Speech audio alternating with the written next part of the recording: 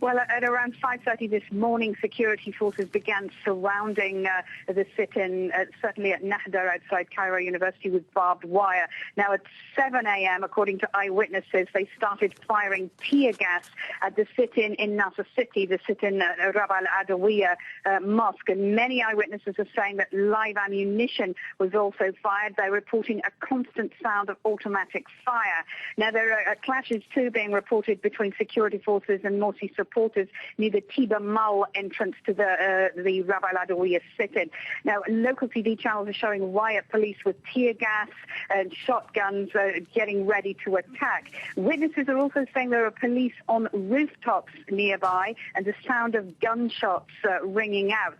There's also bulldozers pushing back the barricades, and there are a number of armoured personnel carriers behind those. Now, these bulldozers are now moving into that tent city at Rabaa al-Adawiya, tearing down the camp. Now, the field hospital inside the Rabaa sit-in are reporting that there were at least 30 fatalities and dozens injured. Now, we can't confirm this at the moment, but again, eyewitnesses are saying that the warnings are being given over a loudspeaker, with army trucks telling protesters not to resist, offering them a safe exit, saying if they stay, they'll be arrested and face prosecution. Now, local residents last night had reported that authorities had told them to leave the area, so there was some indication that a crackdown was imminent. And there's been a Muslim Brotherhood television station broadcasting from the Rabaa sit-in for some days now, and that was off air for a time, but they're now back on air. They're calling for cars and ambulances to go to the sit-in to help with the injured. Mobile phone networks are constantly being cut there, so it's quite difficult to get information from people inside the camp.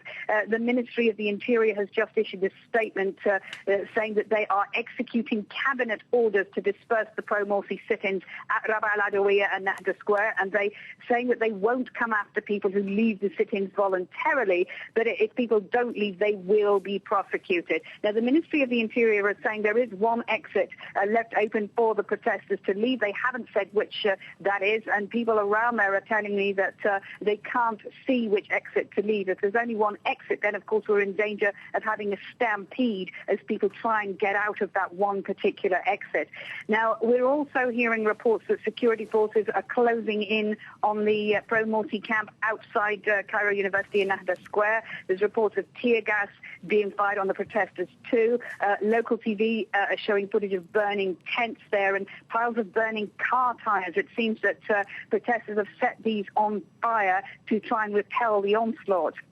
We're hearing, too, that police forces are now moving inside the sit-in at Nahda. So despite the Ministry of the Interior saying it would be the police who broke up the sit-ins, you know, the police lines that we're seeing here are backed up by lines of military. Now, the original plan that was leaked by security sources on Sunday night was that the police would surround the sit-ins, contain them, and then let people leave if they wanted to. But what we're seeing here seems to be much more a full-on assault.